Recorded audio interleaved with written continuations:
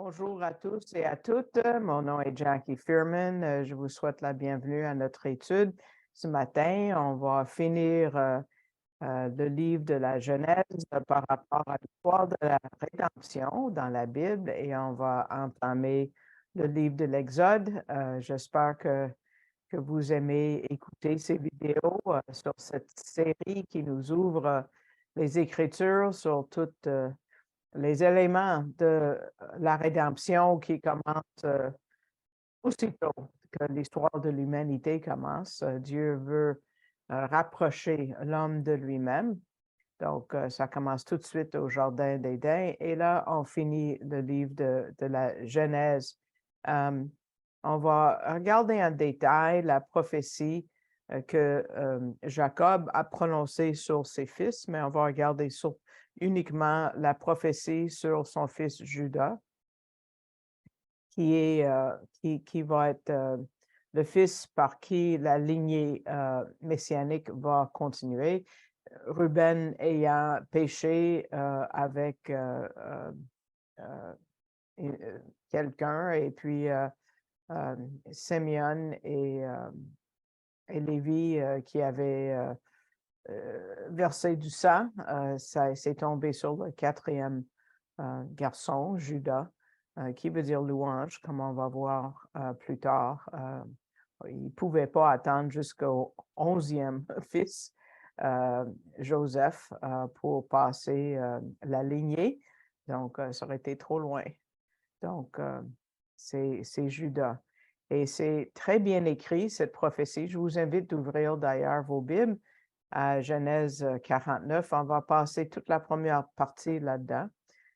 Donc, ça va vous aider de regarder de près parce que même de changer la façon que les mots sont écrits parce que vous allez voir, c'est pas tout à fait comme on a dans nos traductions.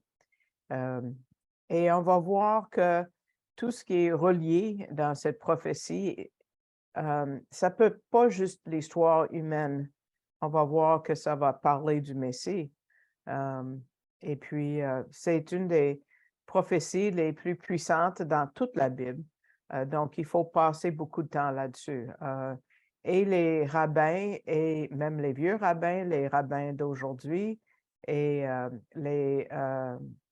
ceux qui écrivent des commentaires du monde chrétien sont d'accord que ça parle du Messie. Et c'est plein de mots qui nous amènent directement au pied de Yeshua. Et on va voir ce que ça contient. Donc, on va lire juste les 2 premiers versets. C'est dans Genèse 49, versets 8 à 12. Nous allons nous pencher dans le fond 3 premiers versets, 8 à 10. Ça dit dans la Darby, « Toi, Judas, tes frères te loueront. Ta main sera sur la nuque de tes ennemis. Les fils de ton père se prosterneront devant toi. Judas est un jeune lion.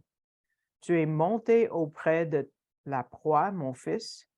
Il se courbe, il se couche comme un lion et comme une lionne qui le fera lever. Le sceptre ne se retirera point de Juda, ni un législateur d'entre ses pieds, jusqu'à ce que Shiloh vienne, et à lui sera l'obéissance des peuples. » Donc, on va faire ça vraiment quasiment mot à mot. Ça commence dans le verset 8. « Toi, Judas, tes frères te loueront. » Le texte hébreu, bon, il y a un jeu de mots parce que Léa, qui cherchait à avoir la faveur auprès de Jacob, pensait qu'en ayant des enfants, que Jacob l'aimerait davantage, même si Jacob l'a eu par trucage. Il voulait Rachel, puis il a eu Léa dans sa tente. Donc, quand elle a eu son 4e fils, elle a dit, « Ah, Jacob va me louer. » Donc, le mot pour louer, c'est Judas, Yehuda. Donc, si on peut mettre ce verset, ce bout de verset en paraphrase, c'est « louange », au lieu de dire Judas, « louange, tes frères te loueront. » Et puis, il dit ta main sera sur la nuque de tes ennemis. Autrement dit, Juda va être victorieux. On voit que quand les autres frères ont conçu du complot contre Joseph, Juda était réticent. Il a refusé de s'en prendre à Joseph. Mais plus tard, Juda a été loué pour sa capacité de attaquer. Jacob ajoute, il dit, « Les fils de ton père se prosterneront devant toi. » Donc, encore, on voit la primauté de Juda et il a obtenu la supériorité sur les autres tribus parce que en nombre 2, et on va voir ça plus tard, dans le désert, ceux de Juda vont partir les premiers. On va voir que c'est Juda qui mène tous les Juifs. Et en nombre 10, quand ils marchent à travers le désert, oui, c'est Juda qui mène. Dans 1 Chronique 5, on voit que Juda a eu la prééminence au milieu de ses frères. Et en Juge, Juda a été choisi par Dieu de mener l'assaut contre les Cananéens. Donc, oui, Juda a reçu la primauté. Mais Genèse 49 traite de la puissance de Juda en 4 expressions poétiques.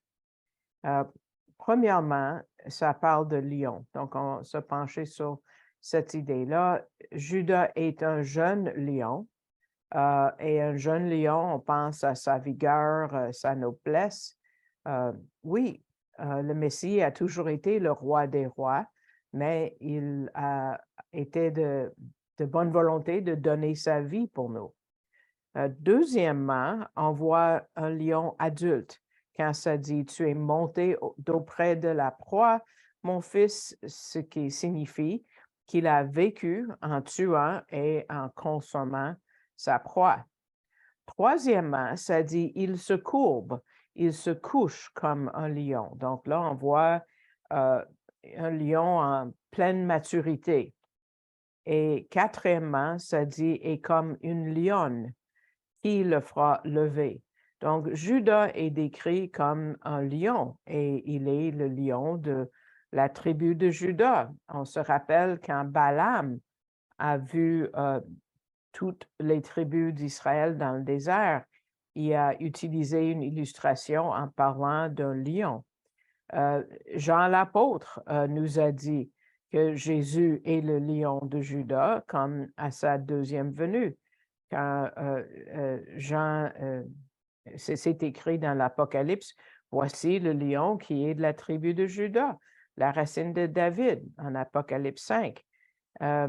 Donc, ce verset 10 traite de la lignée messianique, le lion de la tribu de Juda. Moi, j'ai appris à la synagogue que le Messie viendrait de la tribu de Juda, de la maison de David. Donc, c'est très reconnu comme passage il y a longtemps et aujourd'hui. Mais regardons le verset 10 maintenant, où ça dit « Le sceptre ne se retirera point de Juda, ni un législateur d'entre ses pieds, jusqu'à ce que Shiloh vienne. » On va passer beaucoup de temps sur le mot Shiloh, et à lui sera l'obéissance des peuples. Le mot Shiloh apparaît uniquement ici. Il y a une autre fois qu'il y a un mot semblable quand ça parle d'une ville en Israël, mais on ne l'écrit pas tout à fait pareil. Ici, il y a une yud qui veut dire que Dieu est avec, parce que le yud, c'est la petite lettre qui a l'air d'une apostrophe, qui est la première lettre du nom de Dieu par lequel il signe ses alliances, le yud, he, vav, he, le Yahweh, c'est le yah. Donc, ce n'est pas tout à fait écrit comme le nom de la ville, Shiloh. Le mot pour sceptre, croyez-le ou non, c'est le même mot que tribu, parce que plus tard, on voit, ça parle de Dan comme étant une tribu, et c'est le même mot que pour sceptre ici. ou en verset 28, plus tard dans le même chapitre, quand ça parle de toutes les tribus d'Israël. Mais c'est juste ici que c'est traduit comme sceptre, mais on sait que la traduction est quand même très juste parce que ça parle de la seule tribu d'Israël à travers tous les rois d'Israël devraient venir. Et c'est la tribu de Juda à qui est le sceptre, le droit de régner. Donc, on peut mettre en paraphrase la connaissance de qui vient de la tribu de Juda. Donc, la généalogie vont rester claires jusqu'à ce que le Messie vienne. Et c'est comme ça que les rabbins à l'époque de Jésus ont compris. Si on regarde dans les Targums, vous vous rappelez, un Targum, c'est une traduction araméenne. Et le Targum de Jonathan sur ce verset dit les rois et les dirigeants ne cesseront pas de venir de la maison de Juda, ni les scribes enseignant la loi de ses descendants, jusqu'au moment où le roi Messie viendra. Donc, le sceptre représente toute la tribu de Juda. Donc, mais ce qui est très important, et quand je vais de porte à porte, ou quand je témoigne aux Juifs, ou quand on m'a témoigné il y a 48 ans, c'est très important de savoir que ça nous dit quand le Messie viendrait. Mais pourquoi, Jackie, tu parles de chronologie?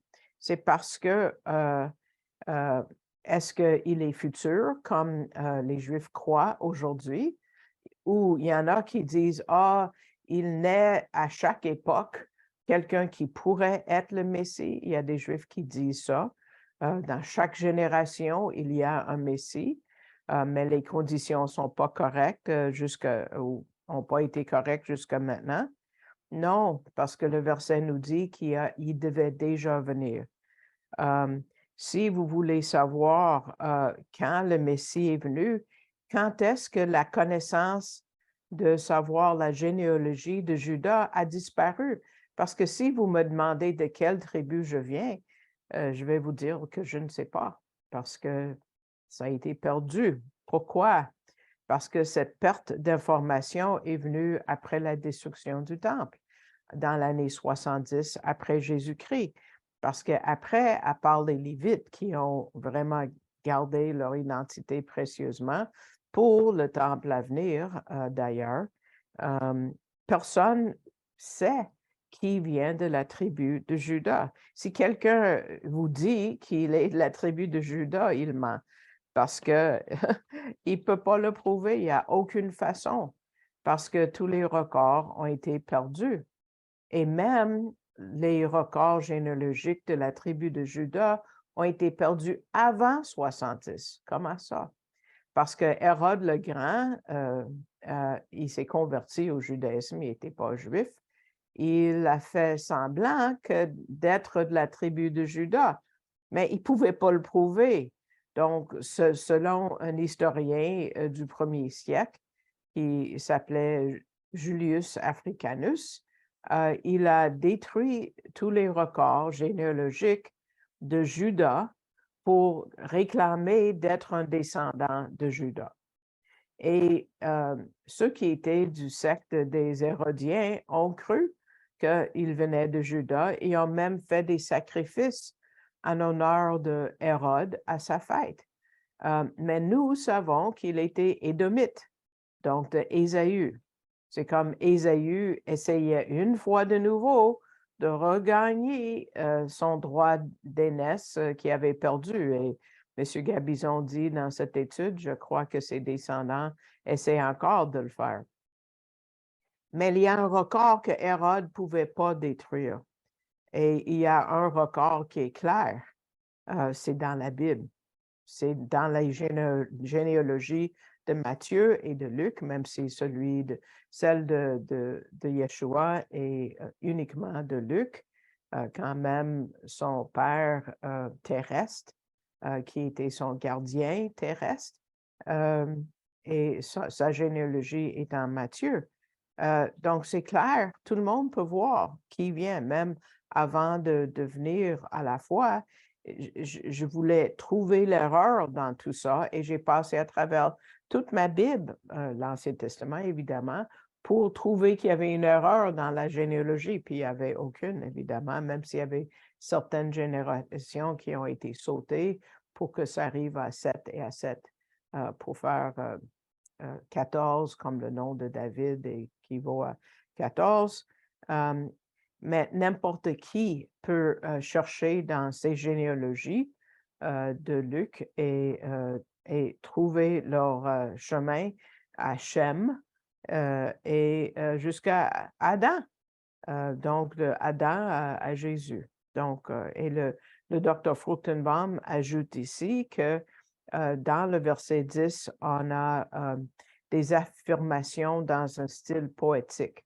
Donc, la première, c'est quand ça dit « Le sceptre ne se retirera point de Juda », évidemment, comme étant le symbole de la royauté. Donc, c'est le droit de Juda de régner et sa primauté ne disparaîtra pas. La deuxième expression, c'est ni un législateur d'entre ses pieds, et qui veut dire que le législateur ne cessera pas son activité.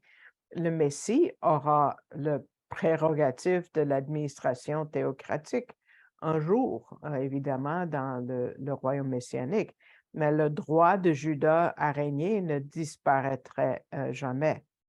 La troisième, et ça, c'est là la colle, ça dit jusqu'à ce que Shiloh vienne. Et il y a plusieurs sens à ce mot. Donc, on va se pencher là-dessus. 1, 2 consiste à comprendre Shiloh comme un terme messianique. En hébreu, comme j'ai dit, la ville est écrite différemment, le nom de la ville, éponyme qui est mentionné dans Juge, Josué et Samuel. Mais ça cause un problème de voir Shiloh comme un nom propre, parce que Shiloh est féminin, mais le verbe utilisé ici est masculin. Et là, c'est l'avantage que nous, les francophones, ça nous aide à comprendre parce que le genre est inchangeable. Donc, de plus ailleurs dans la Bible, Shiloh est un nom de lieu et non le nom d'une personne. Et c'est dans le territoire d'Éphraïm, pas dans le territoire de Juda. Une autre possibilité, c'est de considérer Shiloh comme un pronom possessif qu'il faudrait traduire par, et là je vais revenir là-dessus plusieurs fois, donc restez avec moi, à qui il appartient d'eux, à qui il appartient d'eux, ou qui possède le droit d'eux. Et tout le monde est d'accord, M. Gabizon, Dr. Fruchtenbaum, que cette option semble être la meilleure parce que ça se traduirait comme ceci, jusqu'à ce que vienne celui qui a le droit avec lui. Si on regarde la Septante, qui est la traduction grecque qui a été faite il y a très longtemps, même aussi la version syriaque, de la Septante, et les manuscrits de la Mer Morte, regardons ce que ça dit pour ce verset. Ici, ça dit « La tribu de Juda ne manquera pas d'un roi tant qu'Israël régnera. Aucun roi appartenant à la lignée de David n'en sera retranché, car le bâton est l'alliance de la royauté. Les milliers d'Israël forment ses pieds jusqu'à ce que le Messie de justice, le rejeton de David, donc là on voit Juda et David, soit venu pour lui et pour sa descendance, et obtienne l'alliance de la royauté sur son peuple pour toutes les générations à venir. Intéressant. Et donc, à noter qu'il y a aussi un parallélisme étroit avec un autre passage. Là, c'est un passage biblique. Donc, sur la prochaine diapo, Ézéchiel 21, verset 27, Ça dit jusqu'à ce que vienne celui auquel appartient le juste jugement et je lui donnerai. Dans le verset qui précède, Ézéchiel parle de couronne, bon, la royauté, un sceptre et le bâton royal sont aussi des symboles de royauté. Donc, le parallélisme étroit avec ce passage en Ézéchiel est un élément en faveur de cette idée. Donc, ça se lirait donc ainsi, Ézéchiel 21, 27. J'en ferai une ruine, une ruine, une ruine. Ceci aussi ne sera plus jusqu'à ce que vienne, et voici notre mot, auquel appartient le juste jugement, et je le lui donnerai. Autrement dit, Dieu lui donnera la couronne. Le point important, c'est que le bâton royal et le sceptre ne quitteront pas Juda jusqu'à ce que vienne celui auquel appartient le juste jugement, et il le recevra alors pour toujours. Il n'y a pas besoin d'un successeur. Donc, Shiloh, tel qu'apparaît dans le texte hébreu, doit être compris comme une forme abrégée. Bon, d'abord, il y a la shin, la lettre ch, qui est la conjonction qui, avec la préfixe lamed, Shiloh, c'est le L, qui signifie a, donc qui a. Ensuite, il y a une voyelle he, et ça veut dire celui à qui il appartient. Donc, jusqu'à ce que vienne celui auquel il appartient d'eux. Bien entendu, il s'agit ici du Messie. Et ça va être comme ça jusqu'à la venue du Messie. Mais le mot « jusqu'à » n'implique pas qu'il va avoir une fin après. Ça ne veut pas dire que Judas va arrêter d'avoir son droit d'exercer la royauté lorsque le Messie sera venu. Il faut plutôt comprendre que Judas exercera le pouvoir royal de manière permanente jusqu'à la fin de l'histoire humaine. Donc, l'autorité royale sera transmise, Dr. Fruchtenbaum dit, de génération en génération, même si on ne sait pas c'est qui cette personne aujourd'hui en 2023, chez Judas, jusqu'à ce que vienne celui auquel appartient le juste jugement. Et lorsqu'elle sera remise au Messie, elle demeurera en sa possession pour toujours. Et cette vérité est en définitive une référence à la deuxième venue du Messie, lorsqu'il viendra pour régner sur la terre, le millénium, le royaume messianique. La quatrième expression poétique, selon Dr. Fruchtenbaum, c'est « à lui sera l'obéissance des peuples ». Le mot « peuple » est pluriel, indiquant les non-juifs sont concernés. Et même les non-juifs vont obéir Jésus pendant son règne de 1000 ans. Et toutes les interprétations, mais 100% des interprétations rabbiniques concernant ce verset indiquent qu'il y a une portée clairement messianique. Par exemple, le Targum Onkelos le traduit ainsi. La maison de Juda ne manquera jamais d'un dirigeant qui exerce l'autorité, ni de scribe qui enseigne, jusqu'à la venue du Messie, à qui appartient le royaume et à qui les nations obéiront. Wow! Donc, les rabbins considèrent ce texte biblique comme étant la source d'un des noms rabbiniques du Messie, ce nom étant en l'occurrence Shiloh. Donc, le Messie est appelé Shiloh. Et là, écoutez bien, ça c'est quelque chose, je n'avais jamais cliqué là-dessus. On sait que le Messie naîtra d'une femme, qu'il n'est pas divin sans étant humain aussi. Il n'est pas juste d'essence divine, comme les gens dans l'erreur disent que Jésus n'a jamais été homme. Parce que le sac amniotique, êtes-vous avec moi? Le sac amniotique dans lequel un fœtus se forme s'appelle un chilia. Et donc, le mot, c'est les mêmes lettres en hébreu. C'est les voyelles qui sont ajoutées par après. On ne peut pas imaginer une langue qui n'a pas de voyelles, mais l'hébreu est comme ça. Les voyelles ne sont pas écrites avec. Donc, ce sont les mêmes lettres, les mêmes consonnes, si vous voulez, pour le mot Shiloh que le mot pour sac amniotique, qui atteste du fait que le Messie naîtra d'un chilia, d'un sac amniotique. Un autre commentaire qu'on peut lire ajoute à qui la royauté appartient, Shiloh.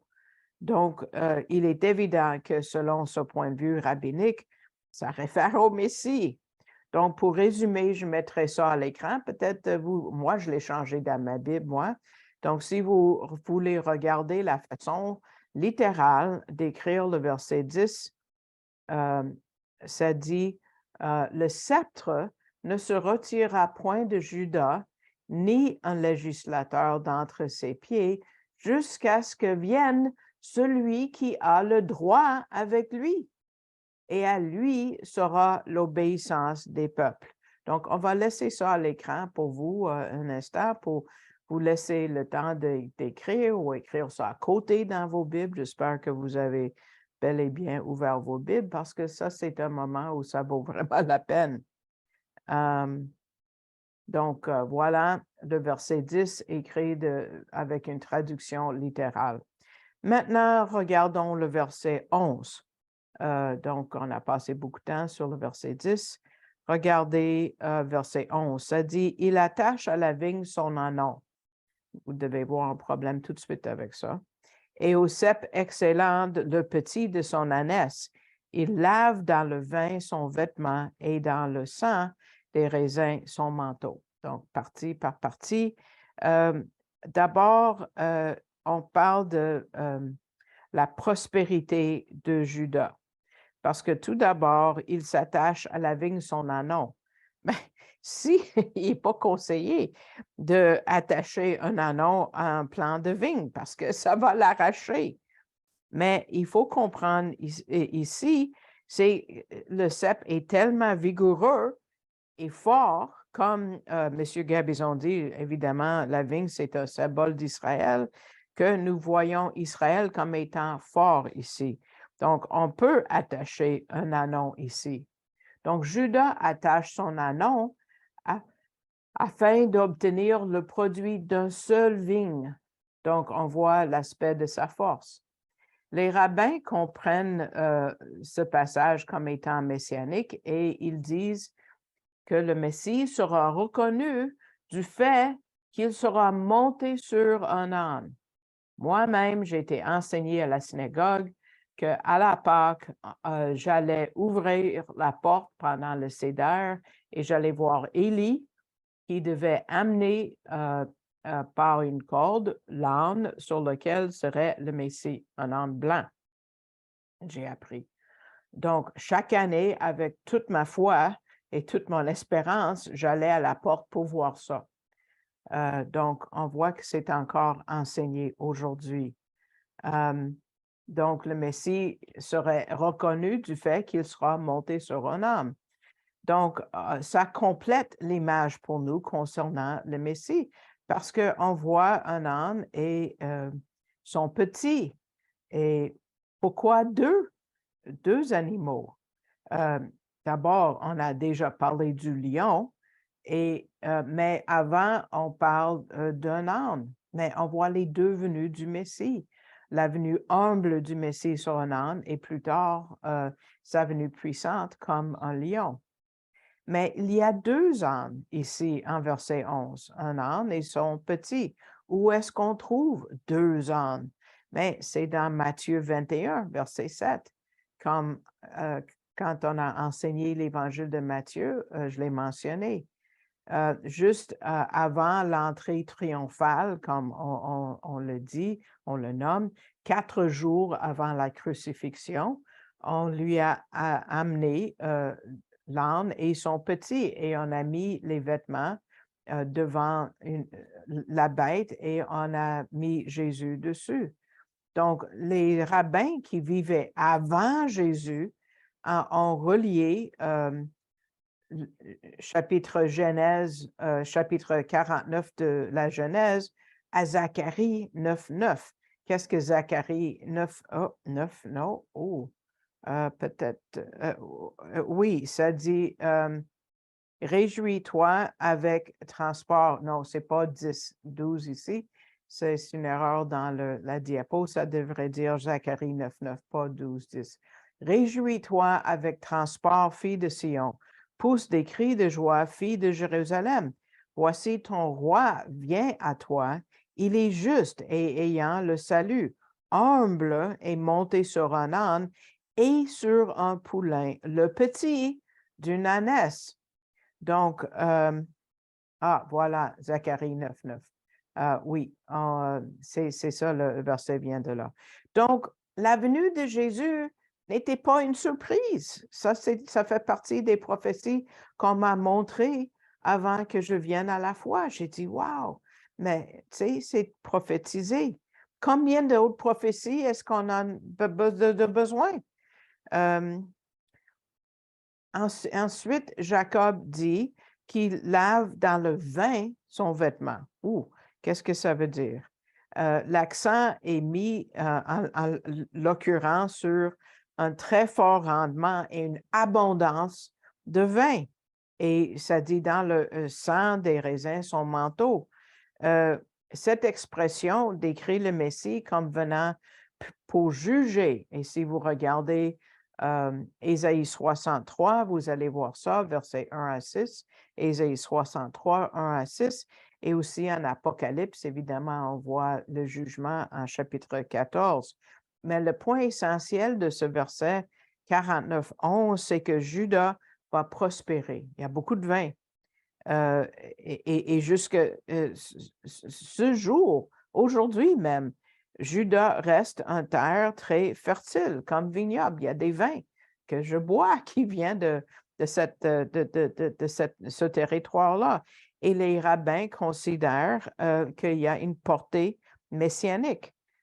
Qu'est-ce que encore on retourne au Targum Onkelos qui dit, qui parle de, en commentaire de ce verset, le Messie construira un temple. Ça, c'est sûr que ça va plus loin, mais c'est ce qu'il dit, c'est leur commentaire. Il accueillera Israël dans sa ville et le peuple construira son peuple. Les justes l'entoureront et ceux qui servent la Torah par leur enseignement seront avec lui. Son vêtement sera de pourpre noir, noble, son habit sera fait de la laine la plus pure, d'une teinte écarlate. Donc, on voit, wow, beaucoup de vin, et ça dit dans le verset 12, continuons dans la prophétie, ses yeux sont rouges de vin. Qu'est-ce que ça veut dire? Et ses dents blanches de lait. Donc, littéralement, plus rouge que le vin.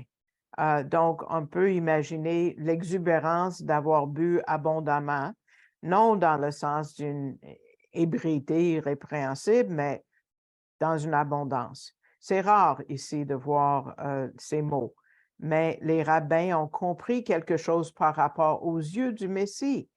Comme les yeux sont brillants, et ça nous amène à la façon que Jean l'apôtre l'a vu en Apocalypse 1:14, quand ça dit « Sa tête et ses cheveux étaient blancs comme de la laine blanche, comme la neige, et ses yeux comme une flamme de feu. » Ça, c'est Apocalypse 1:14. Ça, c'est quand Jésus reviendra, juste avant d'établir son royaume. Et donc, c'est fort, hein? Ensuite, on retourne à ce que ça dit par rapport à ses dents, plus blanches que le lait, et l'accent est mis sur l'abondance, pas juste l'abondance des raisins, mais aussi sur le lait ou des produits laitiers. Donc, la prophétie sur Juda peut se résumer en 6 points. Premièrement, Juda est digne de louange et de recevoir la domination, et c'est à travers lui que le Messie viendra.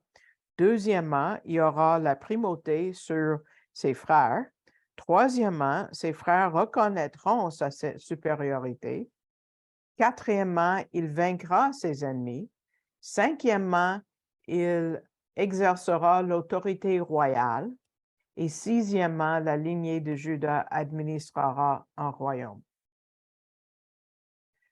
Beaucoup en Genèse 49. Mais avant de finir cette première partie et entamer le livre de l'Exode, nous allons résumer tout ce que nous avons vu dans le livre de la Genèse sur le plan de la rédemption.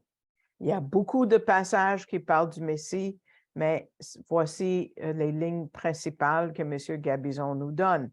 On a commencé avec les premiers sacrifices d'animal dont la peau a couvert Adam et Ève pour que l'effet plein de leur péché les tue pas complètement.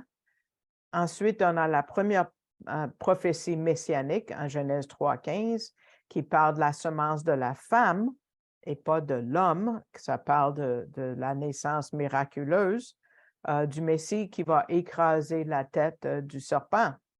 Ensuite, on est allé à la révélation de la nation à travers qui la semence doit venir avec un des fils de Noé, Shem, d'où on a le mot sémite. Ensuite, on a Héber, d'où on a notre mot hébreu. Et en Genèse 12, c'est la clé de vos Bibles parce que c'est l'alliance abrahamique où Abraham est promis une nation à travers le monde, à travers qui le monde entier va être béni. Et cette nation, c'est Israël.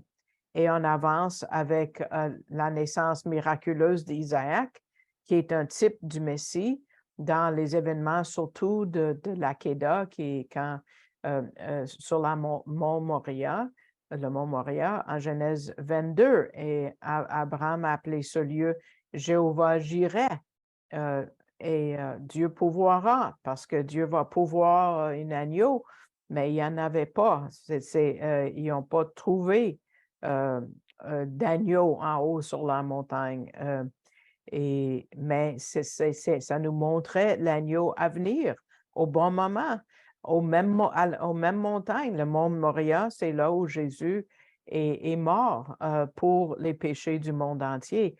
C'était le Fils de Dieu et pas le fils d'Abraham qui devait mourir sur le mont Moria. Ensuite, on a vu en détail Joseph et on a vu sa vie vraiment qui avait beaucoup de caractère de Dieu. Et c'était un type du Messie dans plusieurs façons. Et Joseph était rejeté par ses frères qui ont essayé de le tuer. Mais à la fin, Joseph bénit et pardonne ses frères et le monde entier. Et ça va être avec comme le Messie qui était tué, mais qui a pardonné. Et nous avons terminé la Genèse aujourd'hui avec Jacob, qui nous rend la généalogie très précise en sachant que le Messie viendra de la tribu de Juda. Donc, avec ceci, on termine la Genèse. J'espère que vous avez aimé cette partie. Vous pouvez vous souscrire à ces vidéos quand elles sont téléchargées. Vous pouvez les avoir directement en avis. Vous pouvez aussi faire le pouce vers le haut parce que ça va accroître notre visibilité. Donc, je vous invite de faire ça sur la vidéo. Et je dis merci à tous ceux qui soutiennent ce ministère par la prière et financièrement. Et si le Seigneur vous met à cœur de soutenir financièrement, vous pouvez aller au site web que vous avez devant vous, arielcanada.ca, et chercher le drapeau français et le mot « donner ». Et ensuite, ça va vous amener à la page plus bas qui est canadon.org et vous voyez la partie où ça dit « Faites un don » à cet organisme et vous tirez le menu vers le bas et vous allez trouver mon nom. Donc, avec ceci, on termine cette première partie et je vous invite à écouter la deuxième. Shalom!